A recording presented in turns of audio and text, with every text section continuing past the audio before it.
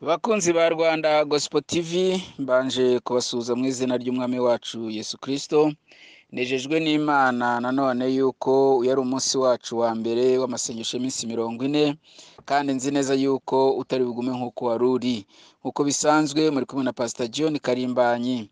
Rero bene data nkuko musanzwe mukurikirana iyi televiziyo, nzi neza yuko muri iki gihe mufite umugisha w'iminsi 40 yose twumva ubutumwa bwiza buva ku mwami Imana, twumva kugira neza kw'Imana, abantu babohoka, abantu bakira indwara, abantu babona ibyabo bigaruka bari baratakaje, abantu bahabwa umugisha. Hari umugisha ugiye guhabwa wowe uzamutse umusozi w'amasengesho. Uyu munsi wa mbere rero kukubera umunsi w'umugisha, kandi ngushimira kuko washoboye ukumvira ubutumwa bwiza, wumvise ukumvira ijambo ry'Imana, ukumvira Mwuka Wera, ukumva icyo Imana irimo kuvugana nawe muri ibi bihe. Nzi neza ko bitoroshye. Ndabashujira abari mu gihugu cyacu cy'u Rwanda, abari muri East Africa, abari mu Burayi, abari muri Amerika, abari Asia, mwese Imana mu ijuru bampera umugisha. Rero nabatindiye, turi mu cyanditswe kiri muri Obadiya igice cya mbere umurongo wa 17. Haravuga ngo ariko ku musozi wa Siyoni hazaba abarokotse, kandi hazaba ahera, ab'inzu ya Yakobo bazasubirana ibyabo. Haleluya. Ndagushimiye mwami w'abami nyiringabo, ngushimiye kugira neza kwawe, ubuntu n'imbabazi byawe bihoraho. Mwami w'abami nyiringabo, nzi neza yuko hari abantu ugiye kugira neza muri aya masengesho. Reka ukuboko kwawe kwiza mwami w'abami kumanuke gukore kurunteza amatwi muri aka kanya, mu izina ryawe ryera Yesu. Mwami wanjye nyiringabo, ndasengera buri wese uteze amatwi iri jambo ryawe, reka yakire ubuzima bushya, reka yakire gukomera bushya, reka yakire gukorwa bushya, reka yakire kongera kumva Imana bushya, mu izina rya Yesu. Mwami wanjye nyiringabo Imana, abarwayi reka bakire, abashonje ubahaze. Mwami w'abami nyiringabo, tuze gusoza tugushima, tuvuga ubuhamya n'imirimo ibyo ukoze, kubw'izina rya Yesu, amen. Rero nshuti yanjye, nkuko nari ndimo nsoma ijambo ry'Uwiteka umwami Imana, tuvuga ku musozi wa Siyoni, ku musozi w'amasezerano, ku musozi duhuriraho n'Imana, ku musozi tuboneraho kugira neza kw'Imana, ku musozi tuboneraho imbabazi z'Imana, ku musozi twakiraho ubuzima bushya. Ndagira ngo nkubwire nshuti yanjye woneze amatwi muri aka kanya, ntago biguma uko byari bisanzwe. Hari icyo Imana igiye gukora ku buzima bwawe, hari ibyo Imana igiye guhindura muri iyi minsi 40. Nzi neza nshuti yanjye urimo kunyumva, sinzi inzozi warotaga muri ibi bihe, ariko ugiye gutangira kurota izindi nzozi nshyashya. Sinzi imibereho wari urimo, ariko nzi neza yuko andi mibereho ugiye kwinjiramo mu izina rya Yesu, kuko ijambo ry'Uwiteka rirambwira neza ngo abiringiye Uwiteka bameze nk'umusozi Siyoni utabasha kunyeganyezwa. Rero nawe kuko wiringiye Uwiteka, ndabizi neza ntabwo uri buze kunyeganyega. Ndabizi neza uraza kubona kugirirwa neza n'Imana. Ndabizi neza kuza gutabarwa mu izina ry'umwami wacu Yesu Kristo, kandi icyubahiro cy'Imana kiraza kumanuka ku buzima bwawe. Bibiliya irongera tubwiye neza ngo aba bazasubirana ibyabo. Ndavugana n'umuntu ukeneye gusubirana ibye, ndavugana n'umuntu wategereje isezerano ntishobore gusohora, ndavugana n'umuntu umaze igihe muri iyi minsi bimugoye, ariko ijambo ry'Imana ni ubuzima, ijambo ry'Imana ni imbaraga, ijambo ry'Imana ni amahoro, ijambo ry'Imana rirazura, rirakiza, ijambo ry'Imana rirakomeza abari bacitse intege bakongera kubona imbaraga. Reka nkubwire nshuti yanjye, ntago nitaye ku gihe cyaba gishize, ariko icyo nitayeho ni kwitaye ku ijambo ry'Uwiteka umwami Imana. Abisirayeli bamaze imyaka 400 ariko bafite isezerano. Ushobora kubabara ufite isezerano, ushobora kubabazwa ufite icyo Imana yakuvuzeho, ushobora gusonza nshuti yanjye ufite icyo Imana yakuvuzeho. Ntago bivuga ngo birarangiye, ahubwo nkubwire ngo iyo wizeye ijambo ry'Imana, ukizera icyo Imana yiteguye kuvugana nawe, Imana iramanuka igakora ku buzima bwawe, Imana iramanuka ikaguhembura, Imana iramanuka igatabara. Intego y'amasengesho ni ukugira ngo Imana itabare abantu ifite icyo yavuganye nabo,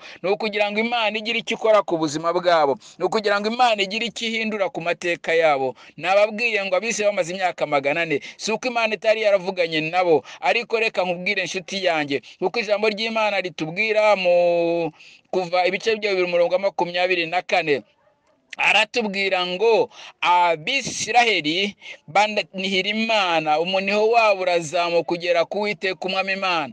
Ariko ijambo ry'Imana rirambwira neza ngo hanyuma y'uwo muniho, hanyuma y'uwo mubabaro, hanyuma y'ako gahinda, hanyuma y'ayo marira, hanyuma y'ibiteye ubwoba, hanyuma y'uburetwa bwari bukomeye cyane, ijambo ry'Imana riratubwira neza ngo Imana iramanuka izakora uko bameze. Rero turasenga Imana ngo imanuke irebe uko bimeze, turasenga Imana ngo imanuke irebe uko ubuzima bwe bumeze, turasenga Imana izire mu rugo rwawe uko bimeze, turasenga Imana imanuke ihindura amateka y'ubuzima bwawe. Turavuga Imana ibasha gukora ibiruta ibyo dusaba, turavuga Imana ishobora guhindura amateka. Kandi ndabizi neza nshuti yanjye, nta kindi cyatuma amateka yawe ahinduka uretse kugira igihe cyawe n'Imana, uretse kuzamuka ukajya ku musozi w'Imana, uretse kuzamuka ukegera Imana. Mu masengesho twegera Imana, mu masengesho duhura n'Imana tukavugana n'Imana, mu masengesho dufata umwanya tukawuha Imana. Hari byinshi inshuti zanjye tuba twirukamo muri ibi bihe, ariko mu masengesho tubona umwanya wo kwegereza Imana. Rero ndagukanguye yegereza Imana. Imana yiteguye kugira icyo ikora, yegereza Imana. Yiteguye kugira ibyo ihindura, yegereza Imana. Yiteguye kugira amateka yawe ikoraho muri iki gihe. Bibiliya iratubwira ngo yemwe abibutse Uwiteka mu guhwema, reka nkubwire ibutse Uwiteka umwami Imana. Mwibutse muri ibi bihe bigukomereye, mwibutse muri ibi bitakoroheye, mwibutse muri ibi bihe bya covid, isi yose iri mu marira no mu gahinda. Ariko reka nkubwire inshuti yanjye, Zaburi arambwira 91 ngo uba mu bwisho bw'isumba byose aza mu gicucu cyishoboye byose. Rero nawe icyo gicucu kibemo, reka nawe muri icyo gicucu cy'Uwiteka umwami Imana, reka nawe ubaho Uwiteka umwami Imana yagutabarira. Olambondoroboko shakata ya mama, mu izina rya Yesu. Wowe urimo kunyumva muri aka kanya, reka imbaraga z'Imana zimanuke ku buzima bwawe, reka imbaraga z'Imana zimanuke mu miroho yawe, reka imbaraga z'Imana zimanuke mu mateka y'umuryango wawe, reka imbaraga z'Imana zihindura mu izina rya Yesu, ze guhindura ibikomeye, ibyari bidashoboka bishoboke mu izina rya Yesu. Ndavugana nawe urwaye aka kanya mu izina rya Yesu, fata ahantu urwaye, imbaraga z'Imana zikiza zimanuke gukora ku buzima bwawe, zimanuke gukora mu mubiri wawe. Wari urwaye umutwe mu izina rya Yesu, uwo mutwe urakize mu izina rya Yesu. Wababaraga mu nda aka kanya twara ubuzima mu izina rya Yesu w'i Nazareti. Ndumva imbaraga zikiza zigahindura ubuzima, ndumva imbaraga zihindura amateka, imbaraga zizura ubuzima bwawe kandi bidashoboka ku bana b'abantu. We wizeranye nanjye, Imana igiye kubikora. We wizeranye nanjye, Imana igiye kubihindura. We wizeranye nanjye, birakoretse mu izina rya Yesu.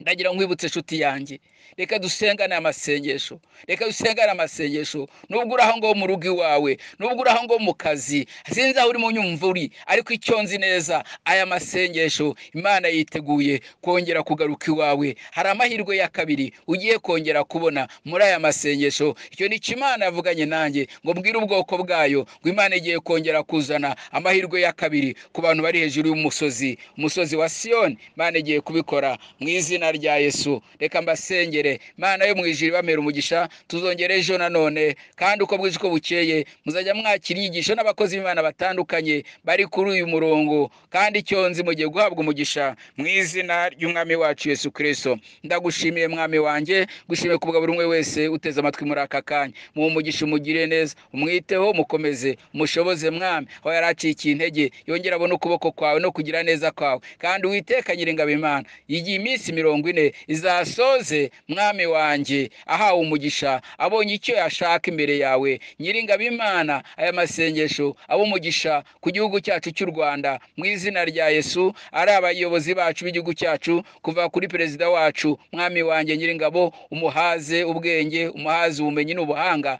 kugira ngo ashobore kuyobora ubwoko bwawe kandi abujyane mwami w'abami kugeza ku iherezo ry'ubuzima bwabo. Uwiteka mwami Imana, ibyo basaba n'ibyo bashaka, ibyo yifuriza igihugu cyacu byose bimuhe mwami Imana. Icyubahiro cyose kikugarukire, isi yose imenye ko iki gihugu kiri mu maboko yawe, kuko gifite umuyobozi, ko gifite umukozi wawe uri hejuru ku ruhembe, twingingira amanywa na nijoro. Mana, n'abafatanya nawe ari kabineti yose, parliament yose, ingabo na polisi, bose tubasaba umugisha, mwamubagire neza, uturinde iki cyorezo, kandi nyiringabo Imana ko bwije uko bukeye tuvuge ngo uruwera. Urakoze mwami, icyubahiro cyose nkigaruriye mu izina rya Yesu, amen. Amahoro ya Kristo abane nawe. Turakomeje gusengana aho ngaho uri, kandi icyifuzo cyawe niba ari icyo ufite kiri special,